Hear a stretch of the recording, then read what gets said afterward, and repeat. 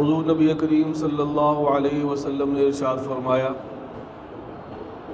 الصلاۃ علی نور علی الصراط، کہ مجھ پر درود پڑھنا یہ پل صراط پر گزرنے کے وقت نور بن جائے گا۔ جہنم کے اوپر ایک پل اللہ نے بنایا ہے جسے پل صراط کہتے ہیں۔ ادق من الشعر واحد من السیف، تلوار سے زیادہ تیز ہے، بال سے زیادہ باریک ہے۔ کون چلے گا وہاں پر؟ کوئی چل ہی نہیں سکتا۔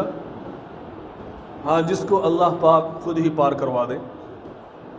اللہ کہہ رہے ہیں ثم ننجی الذین اتقوا، اس پل کو ہم متقین کو اس پل سے متقین کو پار کروا دیں گے اور پتہ بھی نہیں چلے گا۔ جیسے فرمایا کہ جو 5 وقت نماز پابندی کے ساتھ پڑھتا ہے وَيَمُرُّ عَلَى الصِّرَاطِ كَالْبَرْقِ، وہ اس پل پر سے بجلی کی طرح سے گزر جائے گا۔ بجلی کی رفتار کتنی تیز ہے کہ یہاں سے اگر آپ بٹن دبائیں گے کسی دوسرے ملک کے اندر بھی کوئی بلب آپ نے لگایا تو وہ بھی روشن ہو جائے گا۔ سیکنڈ سے بھی جلدی، ایک لمحے کے اندر۔ وَيَمُرُّ عَلَى الصِّرَاطِ كَالْبَرْقِ، اللہ ہر چیز پر قادر ہے۔ تبارک الذی بیدہ الملک وہو علی کل شیء قدیر، اللہ کہہ رہے میں بڑا بابرکت ہوں۔ تبارک الذی، اور میرے ہی ہاتھ کے اندر ساری بادشاہت ہے، پوری کائنات کا بادشاہ میں ہوں، میرے قبضہ قدرت کے اندر ہر چیز ہے اور میں ہر چیز پر قادر ہوں۔ وہو علی کل شیء قدیر، تو اللہ یہ بھی کر سکتے ہیں کہ بھئی بجلی کی طرح سے گزار دیں، اور مومن اس طرح گزریں گے، جب وہاں پہنچیں گے حشر کے میدان میں، اس کو پار کر کر پہنچیں گے تو پوچھیں گے بھئی ہم یہ سنا کرتے تھے کہ ایک پل آئے گا جہنم کے اوپر سے گزرنا ہے، تو فرشتے کہیں گے وہ تو تم گزر بھی آئے، یہ اعمال کی برکت ہے۔ جب اعمال کرتے رہیں گے تو پھر اللہ کامیابی دیتے رہیں گے۔ اور پھر اس آیت کے اندر آگے اللہ فرما رہے الذی خلق الموت والحیات لیبلوکم ایکم احسن عملا، کہ اللہ نے زندگی اور موت کو پیدا فرمایا تاکہ اللہ دیکھ لے، اللہ آزما لے تم میں سے اچھے عمل کون کرتا ہے، کون اچھے عمل کرتا ہے۔ تو اللہ یہ دیکھ رہے ہیں کون اچھے عمل کرے گا۔ صحابہ کرام رضوان اللہ علیہم اجمعین کو حضور نبی کریم صلی اللہ علیہ وسلم جب بھی کوئی حکم دیتے تو وہ فوراً کرتے، فوراً۔ جب شراب کا حکم نازل ہوا کہ بھئی یہ حرام ہے تو صحابہ نے مٹکوں کے مٹکے بہا دیے کہ بھئی اب حرام ہے، اللہ نے حرام قرار دے دی، اب اس کو استعمال نہیں کریں گے۔ حضور نبی کریم صلی اللہ علیہ وسلم نے فسد لگوائی، حجامہ جسے کہتے ہیں، تو خون نکلا، ایک صحابی کو بلایا جاؤ یہ فلاں جگہ دفن کراؤ، وہ گئے تو وہاں جا کر خون سارا پی لیا۔ ایسی محبت صحابہ۔ حضور نبی کریم صلی اللہ علیہ وسلم وضو فرما رہے ہیں تو وہ صحابہ نے ہاتھ نیچے رکھے ہو، پانی نیچے نہیں گر رہا، آپ جو حکم دے رہے ہیں وہ کر رہے ہیں۔ ما آتاکم الرسول فخذوہ وما نہاکم عنہ فانتہوا، اللہ کہہ رہے ہیں میرا رسول جو کہہ رہا ہے وہ کرو، جس سے منع کر رہا ہے اسے رک جاؤ۔ آج ہم نے حدیث پہ مذاق بنا لیا، یہ تو حدیث ہی لے آتا ہے ہر کام پہ۔ یا کچھ ان پڑھ جاہل ہیں، ان کو حدیث کا پتہ ہی نہیں ہے، وہ حدیث پڑھ رہے ہیں اور لوگوں کو بتا رہے ہیں۔ حدیث ایک تو پڑھے بغیر کسی سے، خود نہیں پڑھنی، کسی سے پڑھیں گے تو سمجھ آئے گی ورنہ تو سمجھ نہیں آئے گی۔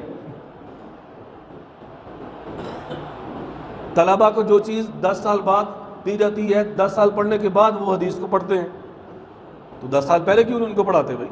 اس لیے کہ سمجھ میں نہیں آ رہی ان کی، ابھی سمجھ ہی نہیں سکتے اس چیز کو۔ تو حضور نبی تو حدیث کے اندر جو آگے بس اس کو ماننا ہے، حضور نبی کریم صلی اللہ علیہ وسلم نے جو فرما دیا بس اسی کے اندر کامیابی ہے۔ حضرت سعد اسود رضی اللہ تعالی عنہ، یہ کالے رنگ کے تھے اس لیے انہیں اسود کہا جاتا ہے۔ ایک حضرت سعد بن نبی وقاص ہیں، ایک سعد اسود، کالا رنگ۔ کالا رنگ ویسے عام طور پہ لوگوں کو اتنا بھلا نہیں معلوم ہوتا، لیکن بھئی اللہ نے بنایا نا۔ بلال حبشی رضی اللہ تعالی کالے رنگ کے، نبی علیہ السلام نے فرمایا کہ جنت میں میں نے اپنے آگے تیرے قدموں کی آہٹ سنی ہے۔ وہاں رنگ نہیں چلتا بھائی، وہاں دل کی سفیدی چلتی ہے، نیت چلتی ہے، اعمال چلتے ہیں، شکلیں وہاں نہیں چلتی۔ ان اللہ لا ينظر الى صورکم، اللہ تمہاری صورتیں نہیں دیکھتا، ولکن ينظر الى اعمالکم، اللہ تمہارے اعمال دیکھتا ہے، تمہارے دل کیسے ہیں، تمہارے اعمال کیسے ہیں۔ حضرت اسود، سعد اسود رضی اللہ عنہ کہیں بھی رشتہ بھیجتے تھے تو کوئی تیار نہیں ہوتا تھا اس کو بیٹی دے بھائی ان کو۔ حضور نبی کریم صلی اللہ علیہ وسلم کے پاس آ گئے، یا رسول اللہ میرا یہ معاملہ ہے۔ نبی علیہ السلام نے ارشاد فرمایا اچھا جاؤ فلاں گھر کے اندر جاؤ، ان کی بیٹی ہے، اور جا کر میرا پیغام دو کہ میں نے بھیجا ہے، نبوت نے بھیجا ہے، محمد صلی اللہ علیہ وسلم نے بھیجا ہے۔ اونچی آواز سے کہہ دیں صلی اللہ علیہ وسلم، اونچی آواز آئی نہیں آواز سے۔ نبی علیہ السلام نے فرمایا میرا نام جہاں آئے اور پھر صلی اللہ علیہ وسلم نہ کہے کوئی، سب سے بڑا بخیل ہے، سب سے بڑا بخیل ہے۔ ہو سکتا ہے یہ کہنا ہی آپ کے کام آ جائے۔ ہمارے استاد کہا کرتے ہیں کہ بھئی یہ سبحان اللہ کہہ لو، ایسے موقع پر نبی علیہ السلام کا نام آئے تو صلی اللہ علیہ وسلم کہہ لو۔ تو اگر کوئی آستہ کہنا وہ تو کہتے ہیں کہ بھئی یہ تمہارا صلی اللہ علیہ وسلم کہنا ہے نا، یہ تو تمہارے باہر کے گیٹ سے بھی تمہیں باہر نہیں کرے گا، یہاں سے آگے کرے گا، جنت میں کیسے پہنچائے گا بھائی؟ تو اس کے لیے ذرا جوش اور جذبے سے اور محبت کے ساتھ کہنا ہے صلی اللہ علیہ وسلم۔ وہ صحابی گئے، جا کے دروازہ کھٹکھٹایا، اندر سے آواز آئی کون؟ سعد اسود۔ ہاں بھی کیسے آئے؟ سارا بتایا کہ نبی علیہ السلام نے مجھے بھیجا ہے اور کہا ہے کہ اپنی بیٹی کی شادی مجھ سے کر دو۔ انہوں نے صاف نہ تو نہیں کی، کہا کبھی بھی مشورہ کرتے ہیں اس طرح کہ بھئی یہ تو کالے رنگ کے ہیں، میری بیٹی تو بڑی خوبصورت ہے، لیکن دل کے اندر خیال بھی آ رہا ہے کہ حضور نبی کریم صلی اللہ علیہ وسلم نے بھیجا ہے۔ اب صاف نہ بھی نہیں کی اور کہا کہ بھئی ہم مشورہ کرتے ہیں۔ وہ جانے لگے تو اندر سے بیٹی بھی سن رہی تھی۔ بیٹی نے کہا کہ ابا جان آپ کو پتہ نہیں کہ کس نے بھیجا ہے؟ اگر حضور صلی اللہ علیہ وسلم نے بھیجا ہے تو پھر مجھے کسی مشورے کی ضرورت نہیں ہے، پھر میں راضی ہوں۔ جب میں راضی ہوں تو پھر آپ بھی راضی ہو جائیں، جب میں راضی ہوں تو پھر آپ بھی راضی ہو جائیں۔ ایسا جذبہ تھا۔ حضرت سعد رضی اللہ تعالی عنہ حضور نبی کریم صلی اللہ علیہ وسلم کے پاس آئے، نکاح ہو گیا۔ نبی علیہ السلام نے فرمایا اچھا جاؤ بازار سے کچھ چیزیں وغیرہ خرید لاؤ، بازار جاؤ اور شادی کے لیے کچھ چیزیں جسے ہم شاپنگ کہتے ہیں، آج کل ہمارے ہاں تو ایسی ہوتی ہے نا کہ بھئی ادھار بھی اٹھانا پڑتا ہے، اور اتنا ادھار لے لیتے ہیں کہ پھر پوری زندگی اترتا نہیں ہے۔ شادی سادی ہونی چاہیے، شادی کا مطلب خوشی ہے، فارسی کا لفظ ہے، اس کا مطلب ہے خوشی، لیکن آج کل ہم شادی کو درد سر بنا لیتے ہیں۔ خوشی کہاں رہی بھائی؟ جب آپ نے اتنا قرض اٹھا لیا کہ پوری زندگی آپ اتارتے رہیں گے، اور اس کے اندر آپ کہیں کہ میں 10 کھانے پکانے ہیں یا 5 پکانے ہیں، تو آپ کو کس نے کہا بھائی اتنے کھانے پکاؤ؟ اور اپنے اوپر قرض بھی اٹھا لو اور جو غیروں کی رسمیں ساری پوری کرو، شراب بھی اس کے اندر چلے گی، اور ہر وہ رسم جو حضور نبی کریم صلی اللہ علیہ وسلم کو ناپسند ہے وہ بھی چلے گی، بینڈ باجا بھی ہوگا۔ بھئی ہم مسلمان ہیں، ہندو تو نہیں ہیں، یہ تو ہندوؤں کا کام ہے، غیر مسلموں نے یہ چیزیں ہم کو دے دی اور آپ نے اپنا لیا، اور ایسا اپنایا کہ کہتے ہیں بھئی یہ ناک نہیں رہے گی، قبر کے اندر سب سے پہلے اللہ ناک کو ختم کریں گے. مٹی جب کھائے گی نا یہ ناک ختم, پھر ناک کہاں جائے گی بھائی؟ فرشتوں کے آگے یہ جواب چلے گا؟ نہیں چلے گا. اللہ کو راضی کریں, یہ دنیا کبھی راضی نہیں ہوگی, یاد رکھیں. ان کو سونے کا لقمہ بھی کھلائیں گے تب بھی راضی نہیں ہوگی. اور پوری زندگی آپ نے گناہ کیے اور ایسے ہاتھ اٹھائے یا اللہ مجھے معاف کر دے, اللہ نے سارے گناہ معاف کر دیے, اللہ راضی ہو گیا. جتنا مرضی ان کو کھلائیں, رشتہ داروں کی جتنی مرضی مانیں, رشتہ دار ہی آپ کو چھوڑ کر آئیں گے قبر کے اندر. کلا اذا بلغت التراقی وقیل من راق وظن انہ الفراق والتفت الساق بالساق الى ربک یومئذ المساق. اللہ کہہ رہے ہیں نہیں, جب روح جو ہے حلق تک پہنچ جائے گی اور پھر کہا جائے گا کسی دم کرنے والے کو بلا لو, ہو سکتا ہے بچ ہی جائے. پھر یہ ہوتا ہے نا کسی طرح یہ بچ جائے, میرا بیٹا, میرا باپ, میری ماں. وقیل من راق وظن انہ الفراق, اور پھر یہ بھی کہا جاتا ہے کہ اب تو جدائی ہے, وہ سمجھتا اب جدا ہونے والا ہوں میں ان سے, اب میں نے آخرت میں چلے جانا ہے. والتفت الساق بالساق الى ربک یومئذ المساق. جب انسان مر جاتا ہے نا تو پھر اس کی پنڈلیاں سیدھی کر دی جاتی ہیں, ساتھ ملا دی جاتی ہیں, اور فرمایا کہ اس وقت تیرے رب کی طرف جانا ہے, یہ سفر شروع ہونے والا ہے. تو کوئی بھی کام نہیں آئے گا, اپنا عمل کام آئے گا بس. تو حضرت سعد اسود رضی اللہ تعالیٰ عنہ شادی کا سامان خرید رہے ہیں, شاپنگ کر رہے ہیں کہ اتنے میں آواز آئی کہ جہاد کے لیے نکلو, جہاد کے لیے نکلو. جہاد کا حکم ہو گیا. شروع میں ایسے ہی ہوتا تھا, کسی وقت بھی وہ کفار حملہ کر دیتے تو پھر ادھر سے آواز آتی کہ اب جہاد کے لیے نکلو. حضرت اسود سامان خرید رہے تھے. کون سا سامان؟ شادی کا. اس کو واپس کیا, جہاد کا سامان خریدا. جہاد کا سامان خریدا اور اپنے منہ کے اوپر کپڑا باندھ لیا کہ کہیں حضور نبی کریم صلی اللہ علیہ وسلم دیکھ نہ لیں, بھئی اس کی تو نئی نئی شادی ہے, تو پیچھے رہ, تو جہاد میں نہ جا, کہیں میری چھٹی نہ ہو جائے. ایسے صحابہ کے اندر جذبہ تھا کہ کہیں میں پیچھے نہ رہ جاؤں, اس لیے منہ چھپا لیا اور سامان خرید لیا, جہاد کے اندر چلے گئے. آج ہم بڑوں سے منہ چھپاتے ہیں, اس لیے چھپاتے ہیں تاکہ کوئی کام نہ کہہ دے نا بڑا. صحابہ کے اندر ایسا جذبہ تھا, شہید ہو گئے, شہید ہو گئے.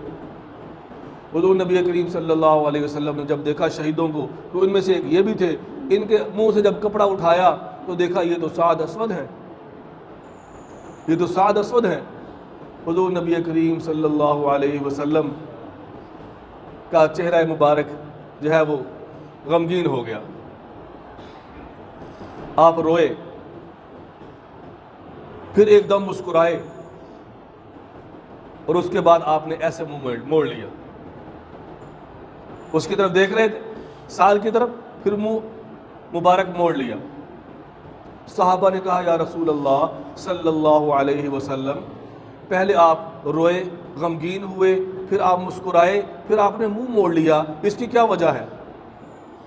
حضور نبی کریم صلی اللہ علیہ وسلم نے فرمایا کہ میں رویا اس لیے کہ بھئی اس کی تو ابھی شادی ہوئی اور یہ جہاد کے اندر شہید ہو گئے, اس لیے میں غمگین ہوا.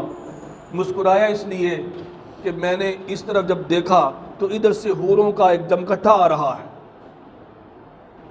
اور ہر حور چاہ رہی ہے کہ پہلے میں سعد کے پاس جاؤں,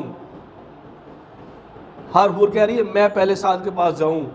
اتنے میں حوریں سبقت لے جانے کی کوشش کر رہی ہیں کہ ایک حور کے پازیب, یہ پنڈلی سے کپڑا اٹھ گیا. میں نے اس حیا کی وجہ سے کہ یہ حوریں تو سعد کی ہیں, میری نظر ان پر کیوں پڑ گئی, اس وجہ سے میں نے اپنی نظر کو پھیر لیا, ادھر پھیر لیا میں نے.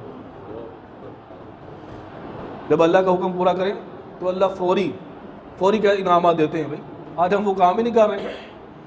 آج تو نماز کا وقت ہوتا ہے تو ہم کہتے ہیں تھوڑی دیر کے بعد چلے جائیں گے.